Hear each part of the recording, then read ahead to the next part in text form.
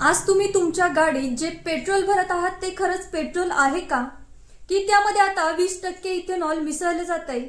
सरकार म्हणतं हा निर्णय देशाच्या हिताचा आहे, तर दुसरीकडे विरोधक म्हणतात याचा फटका थेट सामान्य वाहन चालकांना बसणार आहे. मग खरं कोण?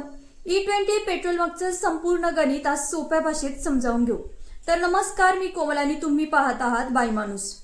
तर आता सर्वात महत्त्वाचा मुद्दा, E20 म्हणजे नेमकं काय? कारण अद्याप E20 पेट्रोल म्हणजे काय हे अनेकांना माहीतच नाहीये. तर E20 म्हणजे 80% पेट्रोल आणि 20% इथेनॉल. आता इथेनॉल हे ऊस, मका, तुटलेला तांदूळ आणि इतर कृषी उत्पादनांपासून तयार होणारे एक जैव इंधन आहे. मग आता इथेच एक मुद्दा उपस्थित होतो. सरकार नेमकं पेट्रोलमध्ये इथेनॉल का मिसळत आहे? कारण भारत आपल्या गरजेपेक्षा मोठ्या प्रमाणात तेल परदेशातून आयात करतो. आयात कमी झाली तर परकीय चलनाची बचत होईल आणि देशाचं तेलावरील अवलंबित्व कमी होईल. आता महत्त्वाचा मुद्दा, शेतकऱ्यांचा E20 शी नेमका संबंध काय? तर इथेनॉल तयार करण्यासाठी ऊस आणि इतर पिकांचा वापर होतो. सरकारचं म्हणणं असं आहे की त्यामुळे शेतकऱ्यांना अतिरिक्त बाजारपेठ मिळेल. पण प्रश्न असा आहे की हा फायदा प्रत्येक शेतकऱ्यापर्यंत पोहोचणार का? की फक्त काही भागापुरताच मर्यादित राहणार? आता E20 वापरल्यामुळे गाडीच्या इंजिनचं नेमकं काय होणार? तर सोशल मीडियावर सध्या अनेक दावे केले जात आहेत. E20 मुळे इंजिन खराब होतं.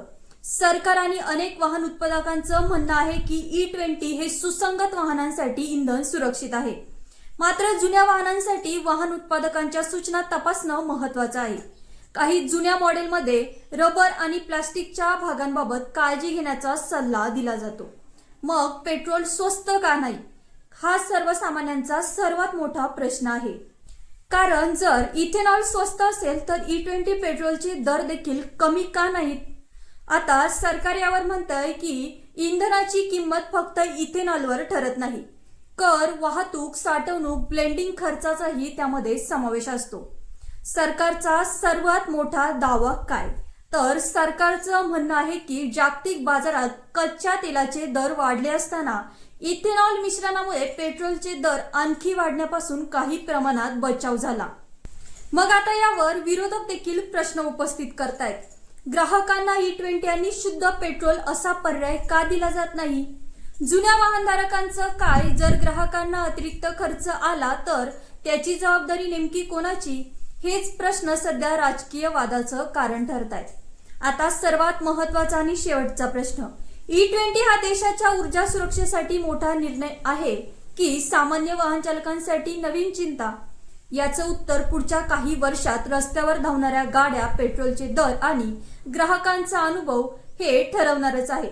यावर तुमचं मत काय? E20 हा योग्य निर्णय आहे की सरकारने नागरिकांना पर्याय द्यावा? हे कमेंटमध्ये नक्की सांगा.